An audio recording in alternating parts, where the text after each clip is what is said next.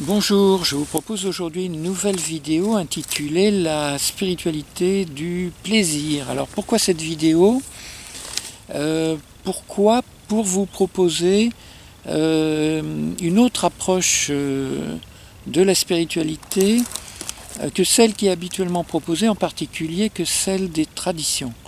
En effet, spiritualité et plaisir sont deux mots que l'on n'a pas l'habitude d'associer.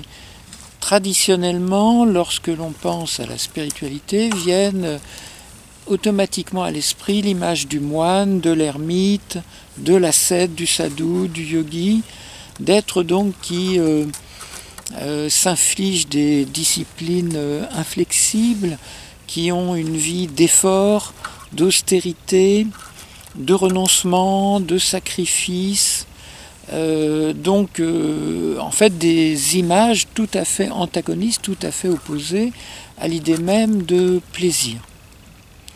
Et c'est une longue habitude, donc une habitude plurimillénaire, que d'associer la spiritualité à la contrainte, à la discipline, à l'ascèse, au contrôle de soi, à l'idée de maîtriser, dominer sa nature dite inférieure.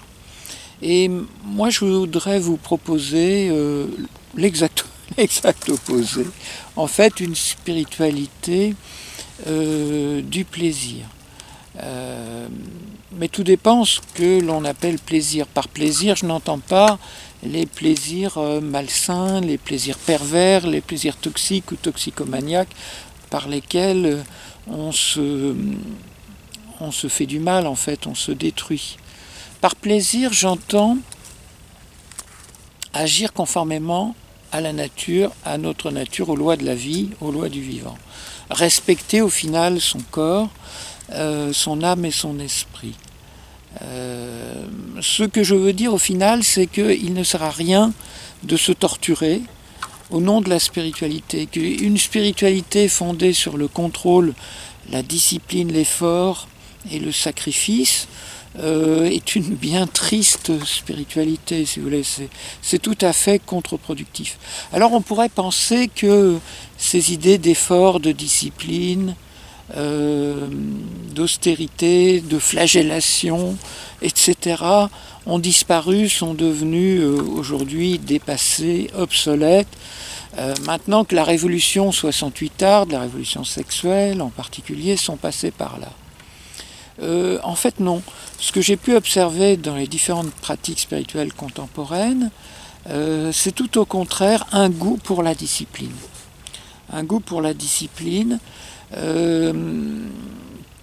pour des postures éventuellement douloureuses que l'on doit garder le plus longtemps possible, des interdits, des règles, vous savez, le fameux non mental, non jugement, non égo, non ceci, non cela. L'idée de surveillance, il faudrait être son propre flic intérieur, son propre juge intérieur, constamment se culpabiliser.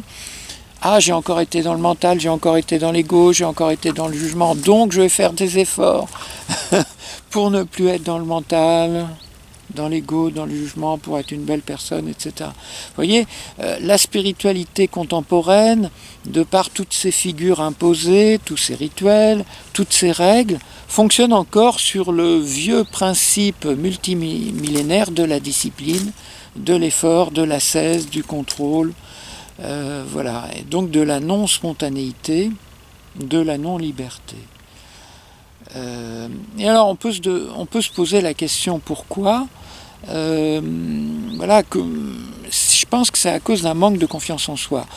Nous, occidentaux, pensons que nous sommes des cancres en matière de spiritualité, donc on va aller trouver les spécialistes en matière de spiritualité, c'est-à-dire les orientaux. Et donc nous avons tendance à penser que tout ce qui figure dans les traditions orientales est par définition parfait.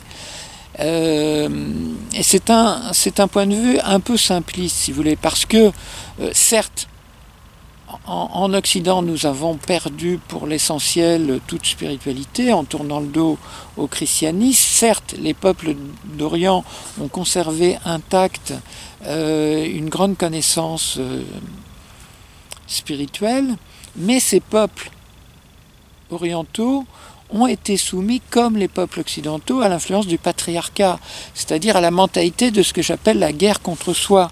Donc on va trouver, tout autant qu'en Occident, des pratiques très dures, très rigides. Il faut s'infliger des austérités. À cet égard, l'Orient n'est pas meilleur que l'Occident, si vous voulez. On va trouver à peu près les mêmes comportements. Et donc je voudrais vous proposer un saut quantique, un saut révolutionnaire, par lequel la spiritualité deviendrait synonyme de plaisir. Donc par plaisir, j'ai donc indiqué que j'entends par là se conformer à sa propre nature. Donc si vous voulez, il faut bien comprendre, l'idée de discipline, c'est l'idée de dressage. Pourquoi y a-t-il un tel succès plurimillénaire de l'idée de discipline? Parce que derrière, il y a une idée tout à fait erronée selon laquelle il y aurait des fonctions en nous qui seraient impures. Bon, par exemple, dans le christianisme il y a quelques siècles, et ça a duré fort longtemps, il y a deux fonctions qui étaient diabolisées. La fonction corporelle, le corps physique, considéré comme chair, comme péché, comme quelque chose de bas, de sale, d'impur, pardon. Et puis deuxième fonction diabolisée, la sexualité. Le désir sexuel considéré comme impur, malhonnête, inavouable, obscène, indigne, etc. Et donc pendant des siècles, les chrétiens ont fait des efforts pour vivre sans corps et vivre sans sexualité, en gros, ou avec le minimum. Donc il s'agissait de cacher son corps, il s'agissait d'avoir des vêtements le plus flottants possible pour qu'on ne voit pas les formes corporelles, il s'agissait d'avoir le minimum de sexualité juste pour se reproduire. Donc si vous voulez, le plaisir était considéré comme quelque chose de mal. Donc deux fonctions étaient diabolisées. Et donc cette idée de diaboliser des fonctions, considérer qu'il faut se débarrasser du corps et de la sexualité, est absurde. Parce que la spiritualité véritable consiste, tout au contraire, à vivre de manière consciente et je dirais divine l'ensemble des fonctionnements humains, fonctionnements corporels, sexuels, émotionnels, intellectuels et spirituels à proprement parler. Donc toutes les fonctions ont à être spiritualisées, je dirais même divinisées. Donc cette idée de combat contre des fonctions dites inférieures, impures, est une absurdité. Et en tout cas, c'est contre-productif, ça ne peut pas fonctionner. Nous avons un corps, nous avons une sexualité notamment, et donc il faut assumer, voilà, il n'y a pas de problème avec ça, bien au contraire. Et aujourd'hui, dans ce que j'appellerais la spiritualité contemporaine, hors religion, sous une influence orientale mal comprise, j'ai fait beaucoup de vidéos là-dessus, donc je ne vais pas y revenir, c'est deux autres fonctions qui sont diabolisées. La fonction émotionnelle, c'est mal d'avoir des émotions, de la peur, de la tristesse, de la colère. Par contre, il faut être dans l'amour, il faut être dans le bonheur, ça c'est bien, c'est autorisé, c'est positif, mais les émotions sont suspectes, diabolisées, tout simplement parce que dans le milieu spirituel contemporain, on ne connaît pas l'alchimie émotionnelle qui permet de transformer les émotions effectivement problématiques en amour, en sagesse, en puissance, en conscience. Voilà. Donc du coup, ne sachant qu'en faire, on les refoule, on les contrôle, d'où cette diabolisation de la fonction émotionnelle dans le milieu spirituel. Mais c'est surtout la fonction intellectuelle qualifiée de mentale qui est diabolisée. Dès qu'on veut réfléchir un petit peu, et surtout si on veut exercer son esprit critique, alors là, qu'est-ce qu'on n'a pas fait dans le milieu spirituel? On a été dans le mental, on a été dans l'ego, on a été dans le jugement, c'est mal, voilà. Donc la fonction intellectuelle est totalement diabolisée dans les milieux spirituels contemporains et donne lieu à une invraisemblable culpabilité et culpabilisation, ce qui est tout à fait contre-productif parce que, comme je l'indiquais, la spiritualité ne consiste pas à se débarrasser de certaines fonctions considérées comme impures, mais à les spiritualiser. Et en l'occurrence, spiritualiser la fonction intellectuelle, qu'est-ce que ça signifie? Ça signifie l'équilibrer par l'usage de l'intuition. Donc il ne s'agit pas de se débarrasser de la rationalité et de la logique, du raisonnement et de l'intellect, mais d'équilibrer le fonctionnement de l'intellect par l'usage de l'intuition. Et d'ailleurs, dans ce que j'appelle écologie intérieure, outre l'alchimie émotionnelle, la deuxième base de l'écologie intérieure, c'est l'usage de l'intuition afin que l'esprit fonctionne de manière optimale. Optimale, sans se couper de la logique, mais en développant l'intuition.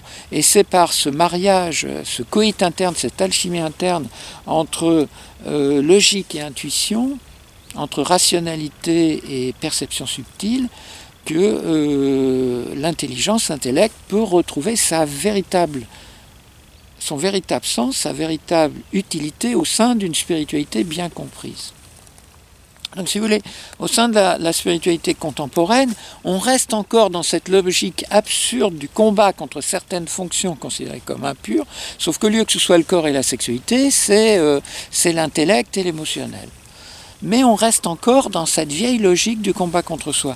Donc par spiritualité du plaisir, qu'est-ce que je veux dire concrètement au quotidien? Eh bien, laissez tomber toutes les règles. Laissez tomber toutes les règles, tous les combats contre soi, toutes les postures douloureuses, et ne suivre que son propre plaisir, en écoutant son ressenti intuitif, son ressenti corporel, sexuel, émotionnel, intellectuel et spirituel. Et du coup, lorsqu'on se met à l'écoute de soi, la vie devient une succession de plaisirs et de bonheur parfait. Si vous voulez, il faut bien comprendre que la nature est bien faite. Et l'erreur fondamentale de l'être humain, c'est d'avoir toujours voulu combattre la nature et surtout, pire que tout, sa propre nature. D'où le combat contre les fonctions humaines, qui est l'erreur éternelle de l'humanité. Mais si on arrête de combattre ses propres fonctions, si on assume et accepte ses propres fonctions, alors elles deviennent source d'un plaisir intense. Je reprends les 5 fonctions. La fonction corporelle, si on vit dans le plaisir, le véritable plaisir, pas le plaisir qui consisterait à pousser des cris en regardant des matchs de foot et en buvant des bières, mais le véritable plaisir qui consiste à vivre sainement au sein de la nature, à écouter les besoins de son corps, alors à ce moment-là, l'ensemble des fonctions humaines, manger les fruits délicieux de la terre, se reposer, s'activer, cultiver la terre, construire des habitats, tout est source de bonheur en permanence, en permanence. Dormir, se reposer, faire l'amour, tout est merveilleux. Respirer, tout n'est que bonheur, tout n'est que plaisir dans la vie humaine, pourvu qu'elle soit vécue avec sagesse, conscience et respect de la nature et de sa propre nature. Prenons la deuxième fonction. Bon, la fonction sexuelle, bon, je ne vais pas vous faire un dessin. La fonction sexuelle, comme chacun le sait, j'espère, est source de plaisir infini et renouvelé. Bon, je n'insiste pas. La fonction émotionnelle également, parce que si vous voulez, ce qui pose problème au sein en ce qui concerne les émotions problématiques, peur, tristesse, colère, les émotions problématiques, comme je l'ai expliqué dans ma vidéo « Comment transmuter ces émotions », les émotions problématiques deviennent jouissives, deviennent un plaisir à partir du moment où on les accepte et on les vit consciemment. Et dès lors, elles se transmutent en leur opposé positif, puissance, conscience, jouissance. J'avais oublié jouissance. Voilà. Et donc, voilà, l'émotion devient un bonheur lorsqu'elle est acceptée et vécue. Donc, au lieu de se battre, encore une fois, stupidement contre ces émotions, si on les accepte et on les vit consciemment, elles se transmutent et deviennent jouissifs. C'est la raison pour laquelle je parle dans une autre vidéo de gastronomie émotionnelle. Quant à l'intellect, nos amis les spirituels ne savent pas ce qu'ils perdent en s'interdisant de penser et de réfléchir, considérant ces activités comme suspectes. Car réfléchir, penser est un plaisir extrême, un plaisir considérable, parce que d'une part, ça nous permet de comprendre le réel, avec pertinence, acuité, précision. D'autre part, ça nous permet d'agir avec puissance et efficacité sur ce même réel, parce que ça nous permet de voir le réel sans déni, sans le fuir. Et Dieu sait si c'est important, et en particulier dans les temps troublés que nous traversons aujourd'hui. Donc réfléchir est devenu, chacun se rend compte aujourd'hui, une question de survie et fondamentalement non seulement un plaisir suprême, mais une question vraiment de sauvegarde fondamentale. Et je crois que tout le démontre clairement. Moi, j'adore réfléchir, franchement, parce que sinon, j'ai l'impression d'être pris pour un imbécile.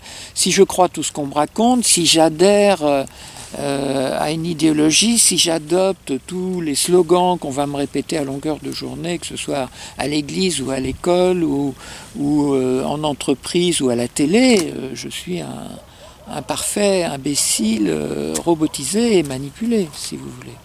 Donc, réfléchir est un instrument de souveraineté et d'action juste. Voilà pourquoi réfléchir est une action hautement spirituelle, j'y insiste.